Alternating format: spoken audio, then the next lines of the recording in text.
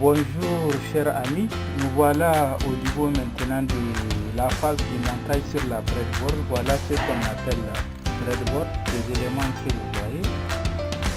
Donc la planche à pain, si on le traduisait en français, planche à pain, je ne sais pas pourquoi on l'appelle planche à pain. Donc, au niveau de schéma, je vous expliquer qu'on avait besoin d'une batterie, c'est une batterie ici de 9 volts. On a besoin d'un potentiomètre, donc on peut chercher un potentiomètre de petite taille. Le potentiomètre, c'est quelque chose normalement qui a 3 pins.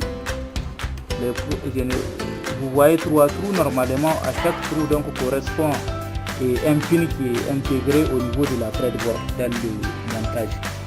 Donc au niveau de la breadboard, nous avons des petites lignes, normalement suivant ce sens-là vertical. Nous avons normalement une ligne et cette ligne est entièrement connectée.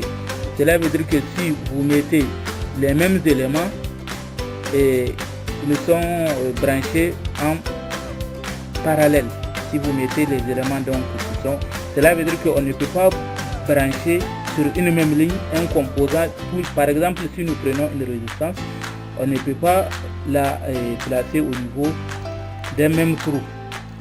Sur les trous qui sont situés sur un même alignement de végétaux. Là, nous avons aussi un alignement vertical. Cela veut dire que ici, cette rouge, on met le plus. Comme ça, tout le long donc de cette ligne, il est alimenté en plus. Et vous voyez donc, on ne peut pas commettre la bêtise d'alimenter à la fois sur le plus et le plus. Quand vous voulez mettre en station quelque chose, vous voulez allumer votre LED, elle a besoin d'être positionnée au niveau du plus et du moins. Donc là, c'est la ligne de moins. Également ici, nous avons la ligne de moins et la ligne de plus. Nous avons ici notre batterie. Le condensateur de 10 microfarads, le voilà. Vous le voyez au niveau du schéma, normalement, nous avons un des pins qui est connecté au GND, c'est-à-dire le moins. Donc voilà, au niveau de la ligne bleue. Vous voyez la ligne bleue, c'est la ligne du moins. Il est alimenté en moins, donc grand. Nous avons aussi les LED. Ici, vous voyez, comme j'ai fait au niveau du montage, j'ai des LED rouges et des LED vertes. Il faut faire attention au niveau du montage parce que quand on dit qu'on a des LED en série, il faut savoir les connecter. Je vais vous faire une petite démonstration.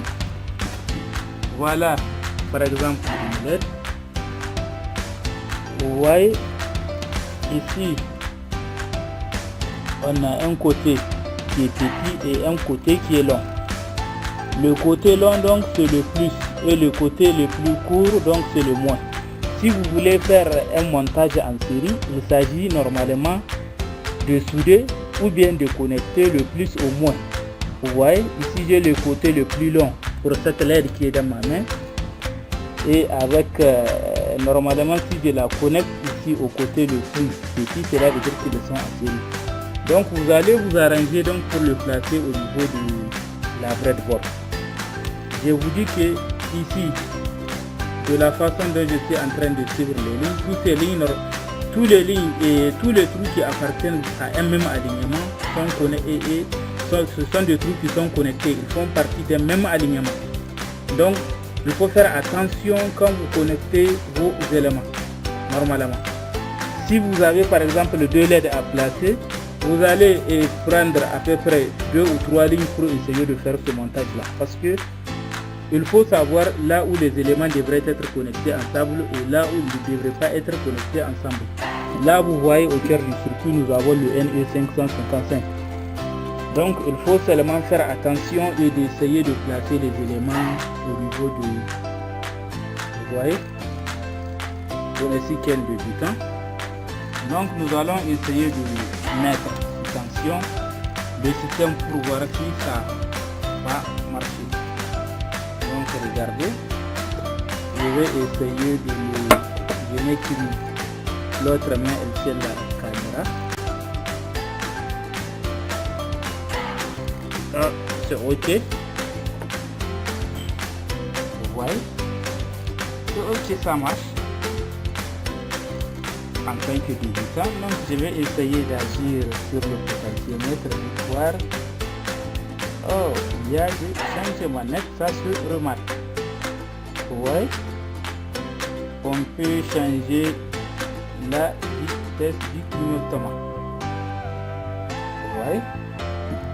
Je vais un peu moduler, changer la valeur du potentiomètre pour qu'il aille vite. Là, il est en train de tourner, mais la vitesse est très grande. Vous voyez comment c'est amusant. C'est pour cela que je vous dis qu'à chaque fois quand on veut faire de l'électronique, nous avons besoin de passer à la pratique. Maintenant, on commence à se mettre en confiance comme que nous avons déjà fait un circuit qui fonctionne très bien. Cela veut dire qu'on est en on est vraiment confiant de ce qu'on fait. Maintenant, pour la troisième fois, nous allons essayer de passer. Nous allons passer à la phase donc purement pratique. Cela veut dire que faire le montage sur une breadboard, pas une breadboard mais plutôt un circuit et la carte, une carte perforée. On va essayer de chercher la carte perforée et nous verrons aussi s'il y a la possibilité de le faire sous forme de PCB, printed circuit board. Tout ça vous allez comprendre ça, mais pour ceux qui sont vraiment calés dans la matière, vous connaissez de quoi je parle. Parce que je suis débutant et je vois certaines termes. Mais l'essentiel c'est pas de parler, c'est de pratiquer et qu'on comprenne ce que vous voulez expliquer.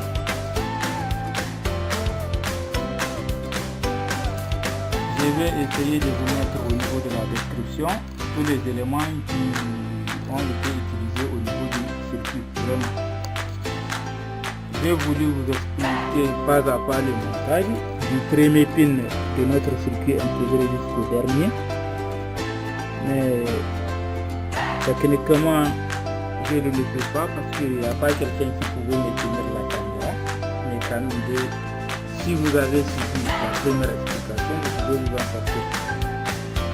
Mais c'est pas, je sais que c'est pas facile pour celui qui est débutant là au top, celui qui vient de commencer. Il a besoin d'être guidé pour savoir comment placer les éléments.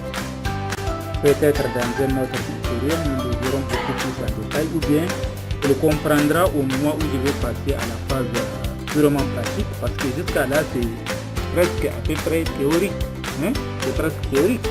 Nous allons devoir passer donc à la pratique, à le soudant, en ayant un produit fini. Merci. Au revoir et à la phase suivante.